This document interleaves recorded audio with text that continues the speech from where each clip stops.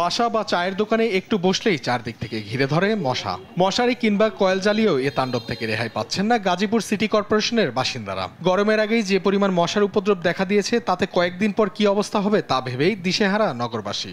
City corporation থেকে ওই যে মাঝে মাঝে ওই যে তোমার কেরোসিন দিয়ে যে স্টার্ট দেয় না, এটি মাঝে মাঝে দেয়, এরপরে মশা যায় না।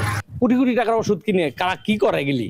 গাজীপুর সিটি কর্পোরেশনের 2023-24 ও 24-25 অর্থ বছরে মশা নিধনের নামে প্রায় 6 থেকে 7 কোটি টাকা আত্মসাতের প্রাথমিক প্রমাণ পেয়েছে দুর্নীতি দমন কমিশন দুদক। কোটি টাকা ব্যয় করেও মশার উপদ্রব কমেনি বলে অভিযোগ স্থানীয়দের। তারা জানান মাঝে মাঝে সরকারি দপ্তরের লোকজনকে ওষুধ ছেটাতে দেখা যায়, তবে কাজের কাজ কিছুই হয় না।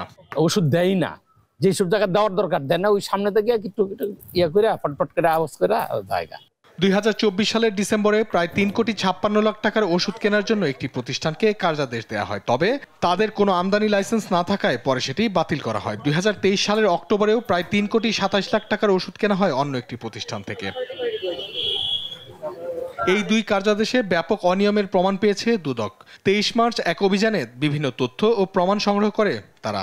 যে টেন্ডার সংক্রান্ত কাগজপত্র আমরা তাদের কাছে চেয়েছিলাম, কিন্তু গাজীপুর সিটি কর্পোরেশন থেকে জানানো হয়েছে যে এই রেকর্ডপত্রগুলো বা ফাইলপত্রগুলো তারা আমাদেরকে সরবরাহ করতে পারেনি। আমরা এই সংক্রান্ত রেকর্ডপত্রগুলো সংগ্রহ করেছি, বিস্তারিত পর্যালোচনা করে আমরা কমিশনের প্রতিবেদন উপস্থাপন করব। সচেতন নগরবাসী বলছেন, এত বড় অভ্যুত্থানের পরেও প্রশাসন থেকে দুর্নীতি সামান্যতম কমেনি। অতিবিলম্বে দুর্নীতিবাজদের বিরুদ্ধে ব্যবস্থা নেওয়ার দাবি জানান তারা। নিউজ ডেস্ক, দেশ টিভি।